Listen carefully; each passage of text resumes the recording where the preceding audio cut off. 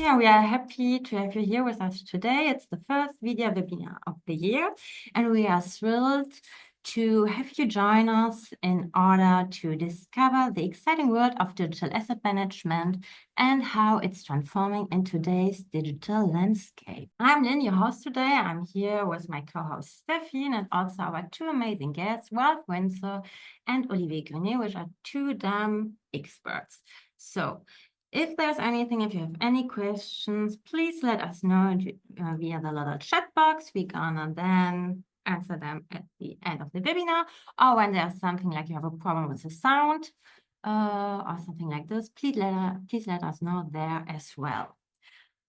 Before we get started with all the interesting dump trends that are ahead of us this year, I'm gonna present Wedia to those who are maybe not familiar with what we do quickly. So let me share my screen in a minute. Okay, so can you see my screen? Not yet. So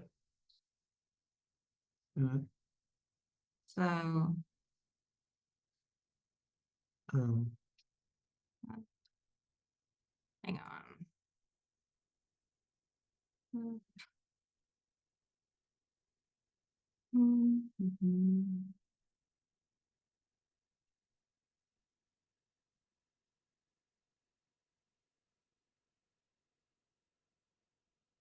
Should be good in a minute. So here we go. So who are we at Wedia? We are a leader in digital asset management with office in Paris, Berlin, Frankfurt, and Limoges. And we are one of the top leaders recognized by analysts like Forrester and Gartner. Our clients are some of the world's biggest brands across various industries, and we help them to streamline and enhance content strategies to grow their businesses while staying secure and compliant. What's also special about Wedia is that we offer limitless flexible configurations along with asset optimization and delivery and intuitive user interface. What's really a key product of Wedia is also the fact that we offer personalized consulting in order to find the best solution for each and every client. So I guess this is all about Wedia for starters. Of course, again, if you have any questions later, please contact us. We're gonna reach out to you. So now I'm gonna let my speakers speak and present themselves. Yeah, thank you, Lynn, on explaining about video. Let's just turn our spotlight focus on our speakers today. And we have Ralph Windsor with us. Could you please tell us on how you are familiar with the DAM space and how about your work and everything? Yeah, I've been doing DAM for 30 years. I'm surprised to learn. Yeah, I've been a DAM software developer, project manager, digital asset manager, consultant. I've been involved with DAM news since about 2012. I just used to write for it, then I become the editor. Now I'm the publisher, which basically means I do all the boring jobs no one else wants to. Yeah, so basically, yeah, I've been in the industry quite a while, involved in it on the buy and the sell side. Yeah, so that's me pretty much. That's really interesting. 30 years in DAM industry. Yes, thank you, Ralph. And now let's focus on Olivier. Olivier, could you please tell us about your experience in the DAM industry? Yeah, Ralph beat me on the anciency in the on the DAM market. I've been in Wedia since the beginning because I'm a co-founder. I've been the CTO since the beginning, so I've been developing DAM systems, multiple generations since a while. I'm overseeing the technical team basically, so the product team. So we try to be aware of any trend, any kind of needs that our clients are expressing. So we really create a solution that is being updated every 7 weeks. So we try to be quite reactive. So yeah, definitely interested in discussing the DAM trends today. we have like two really good experts in dam industry right now. And let's dive into the discussion for today. And yes. Yes, of course. So, first questions. I mean, the starting point here is that the role of dam systems has changed a lot over the years. I mean, we can agree on that. They started as, well, just tools, quote unquote, for storing assets, but today they are much more than that. So, Wolf, how do you see the role of dam systems evolving from just storing assets to becoming strategic coordinators within the digital asset supply chain? What's your take on that? Yeah, there's quite a lot of material with it. There's quite a lot of material, the whole thing.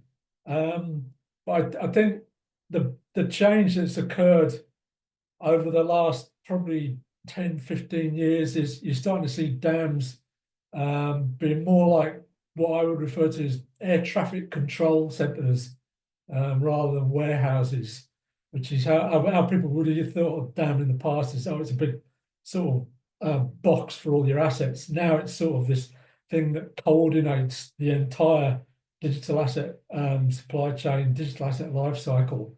I don't, in terms of the way that dams operate, I don't think, and this is a slightly controversial opinion, but I don't think there's been a lot of innovation and change. But one thing where there has been a lot of development is in integration. So now you've got things like dams will integrate with numerous sort of upstream, downstream applications. So downstream, the stuff like web CMS, CRM, mobile apps, point of sale, email, you name it. Yeah, so like I think so if you're dealing with a client as a vendor or a consultant, say 15 years ago, 10, 15 years ago, they'd say, oh, we've got like two things we want to integrate with, maybe a web CMS, something like that. Now there's like, usually there's something like 10, sometimes even more than that. There's this big laundry list of technologies which the dam needs to integrate with. There's integration upstream as well. So there's things like, the metadata needed to come from master data management systems, workflow, artwork tracking, and also the people want the dam. They don't want to just sort of log into this grid of thumbnails. They want to actually be able to access it from within creative tools and connect it to InDesign, all that sort of stuff. So yeah, that's a big change. Some of the other stuff that's come up, I mean, you've had the AI has come into things, but I don't think it's been particularly successfully used hitherto. Like there's been a fair bit done with auto tagging, and there's a whole bunch of limitations with auto tagging. More recently, you've had visual search, which is where people use or where the text content, the context of the asset has been used to try and derive some metadata. And I think those are sort of working, but I think, yeah, there's areas with that's gradually making some progress. But I think possibly you start to see things like LLMs being put into the mix. That might move the dial a bit more. Although, yeah, I don't want to jump the gun. I'll talk about that in a lot more detail later on. What else we've got? Asset analytics. There's users now, they want to know not only what the asset is and to be able to find it, they want to know what will happen once it leaves the dam, and how is it being used in the channel, how successful it is at conversions, all those sort of things. Yeah, I mean, I could go on for probably another half an hour, like with. Please add something to Olivier as Yeah, well. that's it. I'll leave some for my colleague here. Yeah.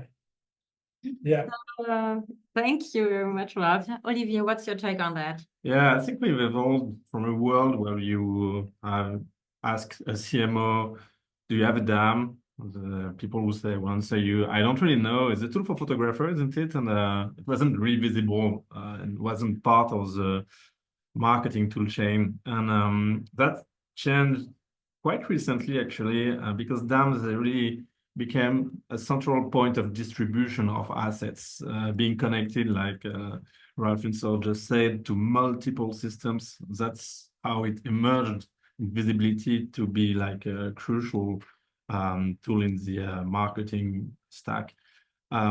What's happening also is the DAM expanded. It started as a repository and basically like a search and conversion, image conversion engine, and switched to something that is more into like ID generation, asset creation, validation workflows, approvals in the upstream, and it's downstream to distributed marketing. How can I transform that asset? How I can push them to local markets? We're going to speak about this a little bit later, but the spectrum of the DAM has like doubled or tripled in a few years. So it's really now a central asset, no pun intended, into the into the marketing landscape, technological landscape. Yeah. Yes. Okay. Thank you. I mean, it's clear that DAM is now a key player in the digital ecosystem, so there's no doubt. So let's move on to a topic that's really gaining traction at the moment: AI integration in DAM systems. Yeah, yes, AI is the talk of the town right now, and I feel like AI is revolutionizing a lot of industries. And I'd like to ask Raj, like, how do you feel like how AI is affecting the DAM, and how are the features are we getting like really cool features coming up, or what do you feel like the prospects of AI in the DAM industry?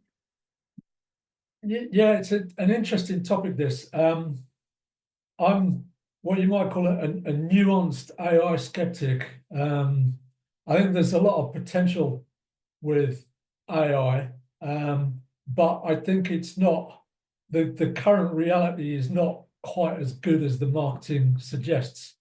Yeah, again, this is a really big area. I'll try and just compress my points and not monopolize the conversation. But yeah, I think what you're seeing quite a bit of is, yeah, we talked about auto tagging and visual search not really being, they're sort of okay. What you'll tend to find with auto tagging in particular is it's quite good at coming up with what I would refer to as literal metadata. So if you have a picture of, like, you know, a building in the morning sun, it'll do building morning sun. That's fine, not a problem. Where it will have more of an issue is, and especially this, if you've got an enterprise DAM, it's a corporate context, it won't tell you that the building is your head office that you've just moved into. And if you're a corporate enterprise user of DAM, that's sort of subject-specific metadata that's far more important than the fact it's a tall building in the morning sun, you know. So that's been an issue historically. What I'm expecting is that as you get this integration coming in with the LLMs, just to explain LLMs, it's like ChatGPT, Claude, things like that. You can see those being employed as well to try and get some kind of contextual hints about what an asset is. Yeah, and that sort of stuff being used basically to derive more metadata. I still think with that, if you're expecting like the holy grail of DAM, which is like basically you just turn up with a bunch of digital assets and put them into it like you would dirty clothes into a washing machine, and out comes, like, you know, perfect metadata. No, you're not going to be seeing that. There's still going to be digital asset managers. It's going to get better, going to gradually, incrementally improve, and it'll be a lot slower than everybody expects. But it's, I think, yeah, by a sort of synthesis of auto tagging, visual search, LLMs, digital asset managers, you will get these incremental improvements, and those will help to speed things up for digital asset managers. A couple of other areas I want to look at, and this is one point that I don't think is being discussed too much, which is LLMs. So yeah, ChatGPT and so on, and DAM audit trails. Not all DAMs have this, but the better ones do, and that's basically a record of everything that the user does. This is quite interesting. I've been playing around quite a bit with LLMs to basically do large-scale data analysis, and with that, they're quite interesting because where before you'd have a big kind of spreadsheet full of this data, and you'd have to be getting out Python manuals and hand rolling your own code and all that kind of thing. Now you can basically get these things to do the data analysis for you. And that's quite useful because it basically means if you've got the audit trail, if you've got the source data, you can start to get a lot more insights into how people are using your dam and what you're doing and that kind of thing. So yeah, those bring in quite a few areas. The other areas, well, I'll just quickly cover this because I know Olivier is keen to get in and with his own points. I've been looking quite a bit at transcriptions of audio, in particular things like meetings. Like we look at this webinar, this is all spoken word, we're recording this. I've been playing around recently with things like feeding in transcriptions into LLMs. You could use that if you have a meeting about a new product launch or a marketing campaign. You can record the meeting, you can feed that into an LLM, it will extract the text from that, and then it will come up with a base set of metadata, which you can then use as the project. You can use that to contextualize the metadata for the rest of the dam. That's really interesting, and that's not been done yet. As far as I know, no one is doing it. I would expect someone, and probably then everybody, will start looking at those sort of technologies. Okay. Yeah, I mean, I feel like AI is always going to be staying in this industry, and I feel like it's going to help you out a lot too. And that's something that I really want to know about from Olivier also, is that how is it going to affect the organization and how can an organization adapt AI into their dam systems? So what do you feel, Olivier? Yeah, actually, yeah, we've been using AI like almost for 10 years now. We used to have like these old vision models Ralph described. So you will get generic metadata because AI was always, I started with visuals actually. The first experiments with AI were done using images. So it's always been like a central point of focus for us to integrate AI into the dam. But as Ralph said, it was much more too generic. We had a truck producer and we run all his image into the AI, and we'll get, okay, there are a truck inside each image, and client will say, yeah, I'm kind of aware of that. We produce trucks. Do you have any other insightful metadata for me? And we're like, we have to train the models, and it's going to cost you a lot, etc., etc. And then LLMs came in. I think they are kind of transformative because they really can extract much more detailed metadata, and we are using it a lot in Wedia. I think there are like almost a dozen of metadata extraction processes that are run when you insert an image or a video into Wedia automatically. So it's already there. It solves a lot of things, and mainly it solves the adherence to keywords. Keywords are words, and the most used feature in Wedia is the search. And that's the most frustrating experience also, because you will search for a certain word and you wouldn't find it because the system will try to match that exact word. New generations of AI, they will extract not only words, but concepts. Concepts are like digital representation of a thing. When you're doing a search now, you're not going to match the exact word, but the concepts that encompass of the word. So you will get much more results, and your search is going to be less frustrating. Another point is that we're seeing a lot of global company adopting them, and there is the translation issues, translation of captions, translation of metadata, translation of speech. And what the LLM can do here is transform these words into vectors that are language independent. So whether it's Spanish, or German. It's different words, but the same concept.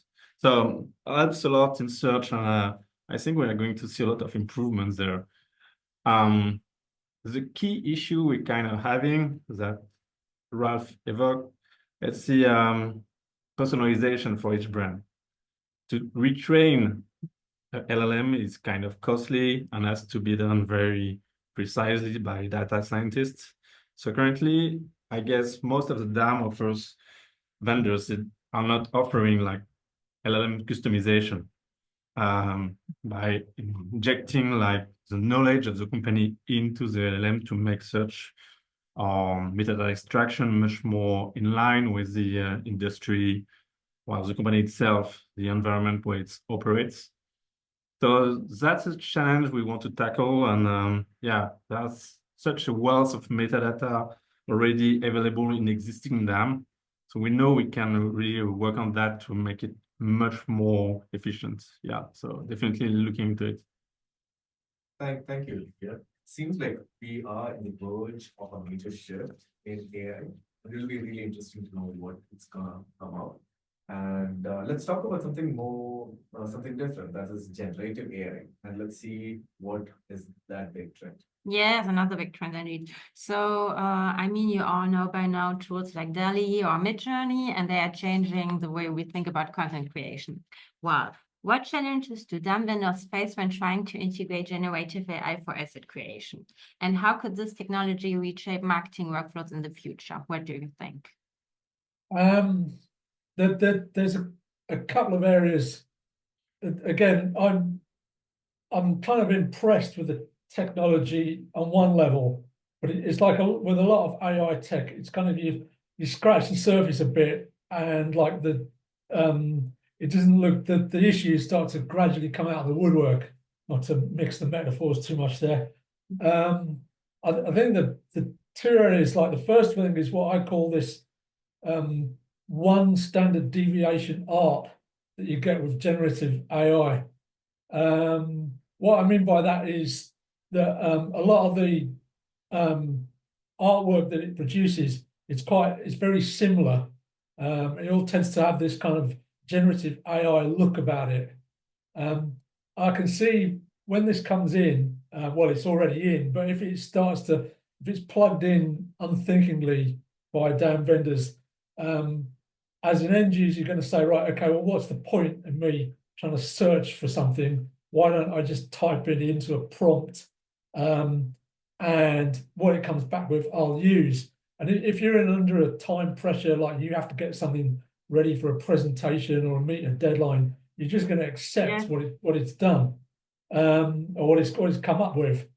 And I think with that, you're going to start to see this sort of Gen AI imagery, and people are going to begin to spot it, and it's going to become like the sort of new equivalent of cheap stock photography images. You know, some stock photo images, you kind of see them all over the place.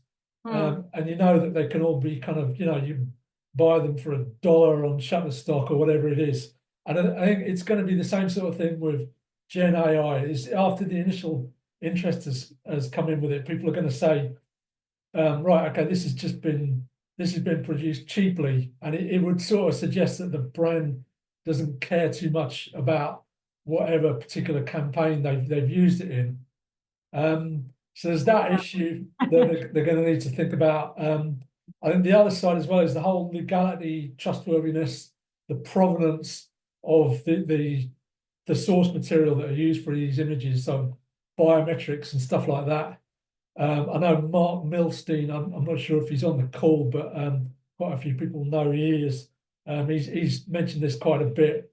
You've got this whole problem that some of the source material from the images that can have copyright issues. It can have other things as well, like, you can end up, say, something that uses a picture of a beach, and then subsequently it transpires that the beach was like, where some terrorist incident occurred. And it's like these kind of things where you have a celebrity sponsor and then they're arrested for whatever misdemeanor. So yeah, there's those sort of issues, I think. And DAM vendors And certainly end users need to be very aware of these issues with it and the limitations and the risks, and provide some sort of provision for risk management with using these technologies. Okay, so your take is that it offers a lot of possibilities, but also a lot of challenges. Yeah. Okay, and I mean, especially in terms of when we talk branding, consistency. Okay, Olivier, do you think? I Do think you we, think? Yes, I do. You so, think? You do think? What do you think? yeah, I think, yeah, I think we can really see a foreseeable future with using generative AI. Your marketing department will be able to craft hyper-personalized campaigns on the fly, and the DAM will act as a backbone for versioning, distribution, etc. We'll see faster content creation cycle. I think we might see real-time asset adjustments in the near future. So that will provide a lot more agility in the campaigns. So maybe the DAMs are going to evolve into creative hubs rather than asset storage and distribution. And those creative hubs, they will power like the entire marketing ecosystem. That's something I can envision. But Okay. I don't think we're currently quite here because, yeah, there are issues with brand control. So we can pump out tons of creative variations out of generative AI, but if the Gen AI is not guided properly, we can have your brand identity lost quickly. So that's a challenge for us as DAM vendors. So we need to ensure that brand rules and style guidelines stay front and center. So, yeah, like Ralph says, there are a lot of copyright uncertainties. You don't want to. We at DAM vendor must tackle these gray areas, so marketers don't worry about hidden legal traps. That's something that's really important for us. Maybe. Finally, there's also the quality versus quantity dilemma now. So yeah, so you can really easily flood teams, marketing teams with AI generated visual. So curation, filtering out the junk, and ensuring only the best asset gets stored and shared is a challenge we're working on. Yeah. Okay.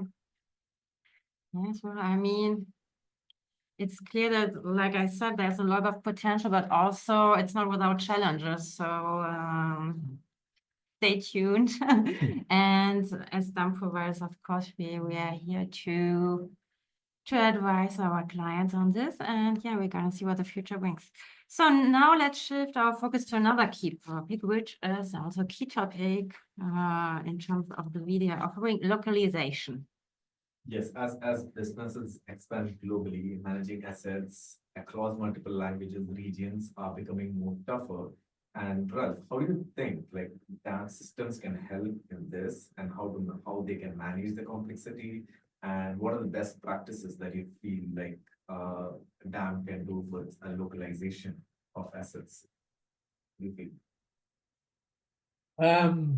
Yeah, just on this, I have to point out localization is not my. It's an area I've got some expertise over, but Olivier's more skill. I've got more knowledge of it than I have. But just a couple of areas. I think there's going to be a fair bit with what you might call softer localization. So not just sort of multilingual metadata, which you've had for years already. But things like using using people in assets in photos in particular, or perhaps videos that are local to the market that you're dealing with, basically that look familiar to the audience. So there's that side of it. I think there's going to be an even bigger role for templating with this templating. I think at one time in DAM, it used to be kind of like, oh, well, do you have one of these print on demand things? And not too many vendors did. Now it's like a must have. People expect it to be in the DAM. There's some challenges going to be along the lines of you've still got to adapt artwork. So even if you use templates, You've got the fact that, you know, obviously some titles are going to be far longer or shorter in other languages. So I think there's a role for AI-driven templating. I know there's a few of the the templating software component developers are involved in DAM, are starting to integrate those. A number of them now. These sort of where the AI will adapt the template for you, rather than you having to go back and roll a separate one each time. In terms of the metadata, I think it's interesting. Actually, just one point on the general localization. An area I can see with the LLMs is with the LLM, you can say things like assume you are a French person or an American or a German, and then you can ask it to analyze a picture or a piece of collateral, and then get it to comment on whether or not it's kind of conventional or usable for that market. So you can use LLMs in that way as well. Again, these are not entirely reliable. This is something that's not been available until now, and I can see that being coming in quite a bit with AI and LLMs. But I've got a bunch of other things, but I think Olivier has said probably has a fair bit more than me. Yes, Olivier. What's your take on this? My take is that first, if you are a company that is taking seriously localization and globalization, you should really consider buying a DAM. You can't do it without a DAM. So a single source of truth. You want to enable global brands to store, to manage, and access digital access asset from a single point. So you want to reduce redundancy. You want to ensure brand consistency. So maybe your first step is to get a DAM. I think we're going to see the things going to evolve into also smart metadata and custom taxonomies, not only translations, but adaptations, because people are seeing things different from one country to another. So it's just not basic word-to-word translation, but maybe some different hierarchies. So metadata is going to be different from one country to another, still being linked, but that's interesting to think in terms of content adaptation and not only localization. There are also a lot of ways to distribute the marketing asset efficiently in multiple countries. I can think of portals. Portals are like buildable page you will do for a specific market to highlight a campaign. So it helps marketing team to find easily the let's say the latest campaign assets in a single place. So you can add some kind of editorial content around that to express why you are doing that content. So it's not always only AI and only translation. It can be also like a lot of organization around that. I will state that that's the first step you have to take. Then, AI is going to help a lot. You talk about print localization or digital marketing localization, Ralph. And that can be a tedious task, and AI will help not only by translating, also adapting content. For example, you can think of working with one single template that's going to be derived into a matrix of languages and formats automatically, and that will help to cut the cost a lot and bring a lot of ROI into your DAM acquisition. And I definitely agree that having like digital marketing that is able to tackle localization in automated ways is really the way to go, and it's part of the DAM now. And I was talking earlier about the search and the embeddings. The LLMs, by removing the adherence to the language and moving to concepts rather than words, I think is going to help us also to discover the hidden structures in your metadata and to help people look for what they want. And maybe in a chat-like conversation, I'm a local marketer in Argentina and I want the latest campaign. Can you adapt it for me? Can you change that content to be more aligned with my local habits.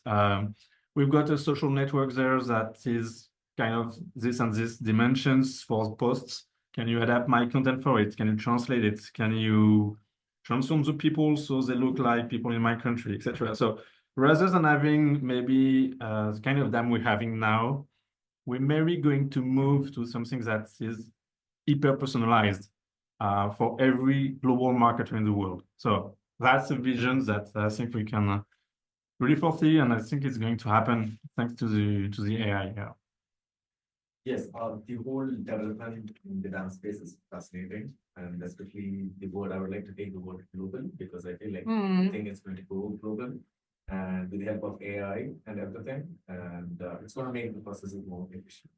Yes, sure. Yeah, this is for sure. So we already now nearly at the end of the 4 key trends we picked. Now we're gonna see if there are questions. Yeah, we have a question. So now's the moment if there's someone else who maybe wants to know something from our experts. So we have, do you think asking them to create AI-generated visuals is out of scope of what them is supposed to do? I feel like that belongs in other systems, perhaps none or just in the creative departments. Yeah, I think if you had to make a black and white distinction, I would say yes, this is the sort of thing it should be in, like, you know, in Photoshop or whatever. But I think it's a blurry line, basically because I think that one of the ways in which you might see generative AI being used is as a means to adjust photos. So where in the past you've had things like, you know, cropping or color sample or changing the color space for an image. Now you're going to get generative AI. You know, people are going to say things, right? Okay, can you remove that car from the background or change the weather so it's rather than it being grey, it's sunny, and people are going to want to do that in the DAM. And once you've started adding that sort of facility in there, it's as I said, you kind of moved into a grayer area.